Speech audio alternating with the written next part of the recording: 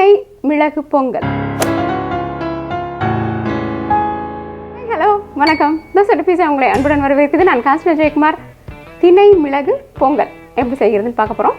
இந்த திணையை வச்சு ரொம்பவே அருமையாக மிளகு பொங்கல் பண்ணலாம். அதாவது நம்மளுடைய உப்பு பொங்கல் அல்லது காரப்பொங்கல் பண்ணலாம். ரொம்ப நல்லாயிருக்கும், ஆரோக்கியத்துக்கு ரொம்பவே நல்லது.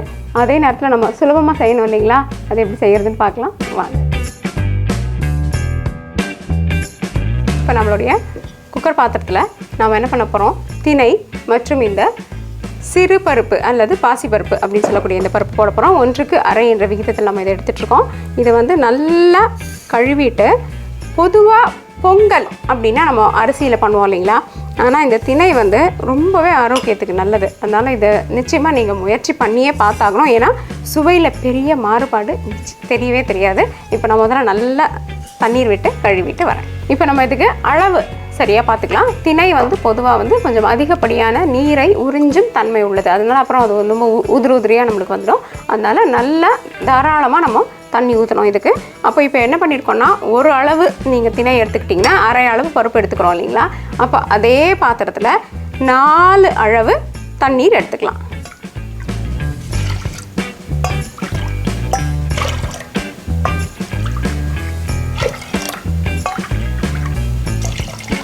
அடுத்தது மிளகு,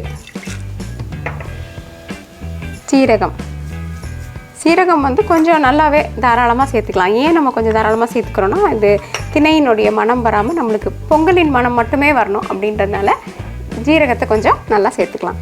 இப்போ தேவையான அளவு உப்பு போட்டுடலாம்.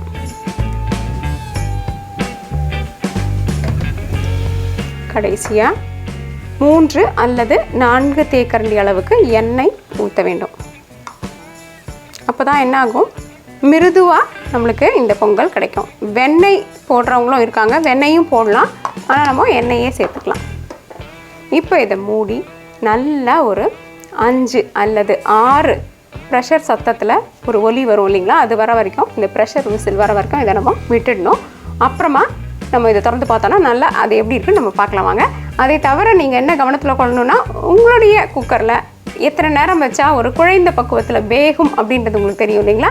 அதுக்கேற்ற மாதிரி நம்ம குக்கரை அடுப்பில் வச்சிடணும். இப்போ நம்ம குக்கரை அடுப்பில் வச்சாச்சு. இதில் மேலே ஆவி வந்தோடனே இந்த அழுத்தத்தை போட்டுட்டு 4 அல்லது 5 சத்தம் வர வரைக்கும் நம்ம இதை வச்சுருக்க போகிறோம். அவங்கவுங்க குக்கரின் ஒலியை பொறுத்து நம்ம முடிவு பண்ணிக்கலாம். இப்போ நல்லா ஒரு 6 சத்தம் வந்துடுச்சு. இதுக்கப்புறம் அதை அடுப்பு அணைச்சிட்டு கொஞ்சம் நேரம் நல்லா ஆற விட்டுட்டோம். ஆறுனதுக்கு அப்புறம் இது பார்க்கலாம். பாத்தீங்களா, சுத்தமா அடங்கிடுச்சு.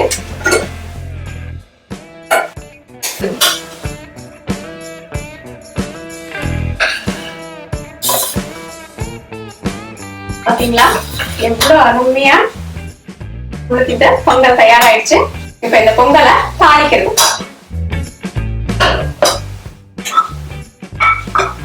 ஏற்கனவே நம்ம தேவையான உப்பு சேர்த்துட்டோம்.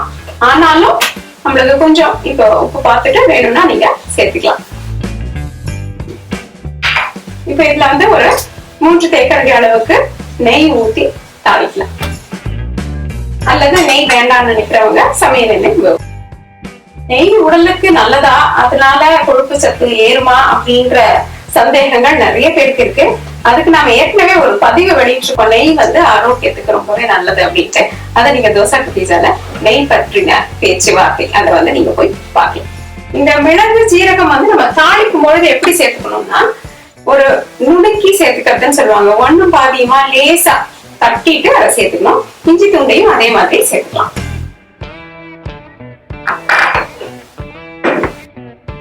இப்போ நெய் காஞ்சிருச்சு.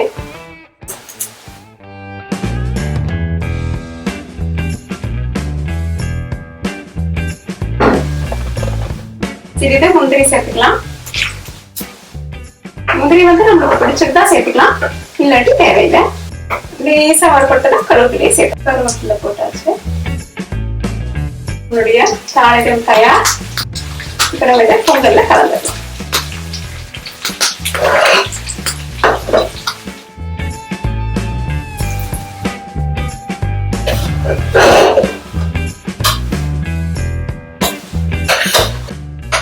அருமையான பக்குவத்தில் நம்முடைய பொங்கல் தயாராகிடுச்சு. என்ன நண்பர்களே, இந்த சுவையான திணை பொங்கல் எப்படி செய்யறதுன்னு பார்த்தீங்க இல்லையா? திணை பொங்கல் செய்யும் பொழுது நீங்கள் அரிசி சாப்பிடும் ஒரு குற்ற உணர்வு இல்லாமலே நம்மளுக்கு நீரழிவு நோய் பல எப்படிப்பட்ட இவங்களும் இதை வந்து சாப்பிடலாம். ஆரோக்கியத்துக்கு ரொம்பவே நல்லது. நார்சத்து அதிகம் உள்ள இந்த திணை பொங்கல் செய்யும் விதம் ரொம்ப சுலபமும் கூட. செய்து பார்த்து உங்கள் கருத்துக்களை எங்ககிட்ட பகிர்ந்துக்கோங்க. தோசை டு பீட்சா என்று உங்கள் நாவிற்கும் வயிற்றிற்கும் நல்லதொரு சுவை. இந்த வீடியோ உங்களுக்கு பிடிச்சிருந்தா லைக் ப்ரெஸ் பண்ணுங்கள். தோசை டு பீட்சாக்கு மறக்காமல் சப்ஸ்கிரைப் பண்ணுங்கள். நன்றி, வணக்கம்.